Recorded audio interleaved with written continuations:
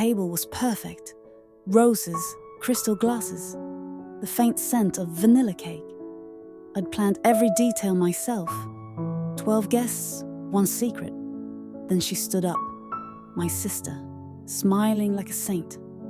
"I have an announcement," she said, her hand sliding into his, my husband's. You could hear the air shift. The forks stopped clinking. "We're expecting," she said. "We're a family now." And everyone turned to me, waiting for tears, for a scream, for a scene. But I didn't give them that. Instead, I raised my glass.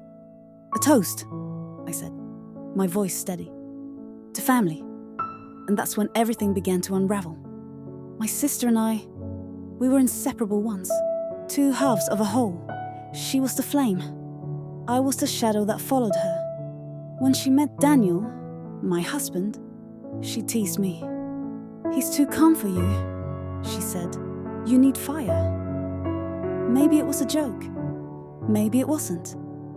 A year later, Daniel and I got married. She was my maid of honor. She cried at the ceremony. Big dramatic sobs that made everyone laugh. I thought it was love. Now I know it was envy. It started small. A perfume on his shirt. Hers. Unmistakable. Then a text meant for someone else.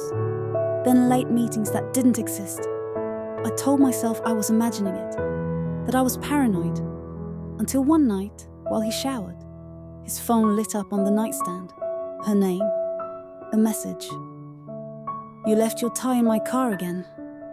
I remember staring at that message for a long time, watching the water run under the bathroom door, and realizing this was my moment of rebirth.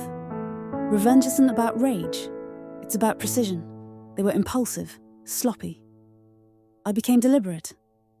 I started documenting quietly. Photos, bank transfers, hotel receipts. I met with a lawyer, not for divorce, but for strategy. See, Daniel's company? It was under my name. I'd invested early, handled all the paperwork. He never paid attention to details.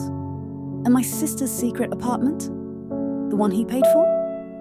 Also under my name. Piece by piece, I started moving the chessboard.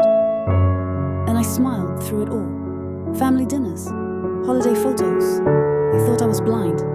Both were wrong. I decided the reveal would happen on my birthday. My stage, my script. I invited them both.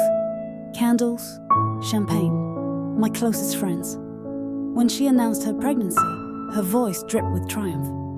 "We're a family now," she said. Daniel squeezed her hand.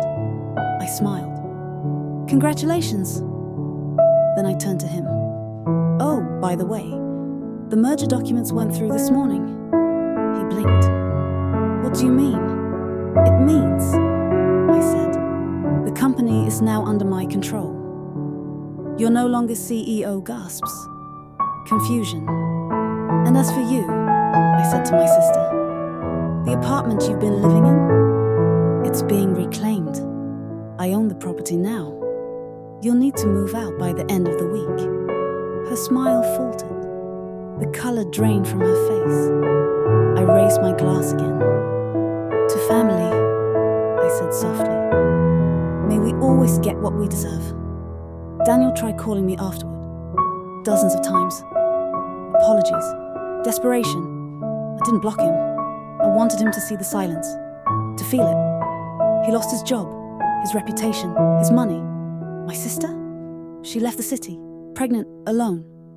I never asked if the baby was his. I didn't care enough to find out.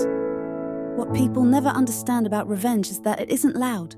It's quiet, cold, surgical. It's smiling while your betrayers burn, and you never lift a finger. That night, after everyone left, I sat at the table, watching the candles burn low.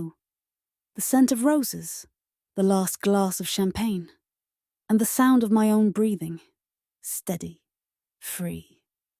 They thought my silence was weakness, but it was a strategy.